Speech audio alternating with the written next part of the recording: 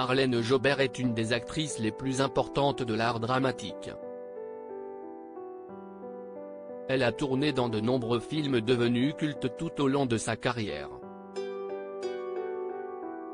Mais elle a aussi rencontré un réalisateur qui lui a laissé un très mauvais souvenir et sur lequel elle se confie dans un entretien pour la revue Schnock. Avant de devenir la maman des jumelles Joy et Eva Green, Marlène Jobert a été l'une des actrices les plus prolifiques et importantes du cinéma français.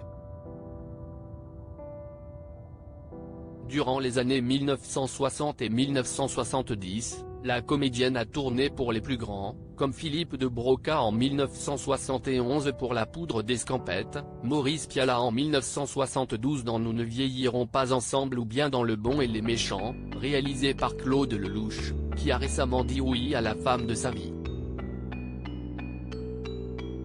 Une carrière bien remplie, durant laquelle elle a rencontré de nombreuses personnalités éminemment connues du monde du cinéma, comme Yves Montand, dont elle a révélé dans un entretien pour la revue Schnock qu'il avait essayé de la séduire, il était très charmeur, trop. Et insistant. Comme j'avais refusé ses avances, il a été blessé dans son orgueil. Dans cette même interview, Marlène Jobert est aussi revenue sur son expérience de tournage avec le réalisateur culte de la nouvelle vague Jean-Luc Godard, dont elle dresse un portrait peu reluisant. Ça a été épouvantable.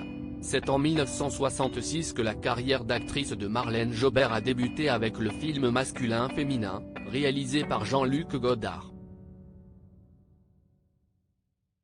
Un long métrage dans lequel la comédienne donne la réplique à Jean-Pierre Léaud, le visage culte de la nouvelle vague, qui est actuellement dans une situation financière catastrophique.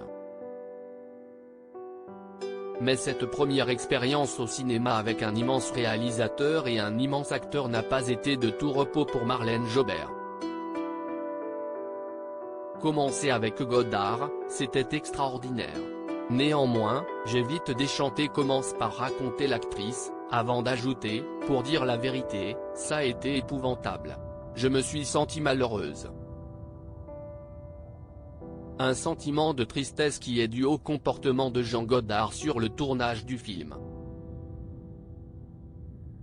Un comportement que Marlène Jobert n'hésite pas à dénoncer, je pensais qu'on allait avoir des échanges. Or, Godard n'avait rien à faire du scénario. Il me donnait des indications scéniques mais sans plus. Je devais me conformer à ses ordres sans discuter. J'ai eu le sentiment d'être manipulé physiquement. Une très mauvaise première expérience de tournage, qui n'a cependant pas découragé Marlène Jobert, qui a continué sa carrière pour le plus grand plaisir des cinéphiles français.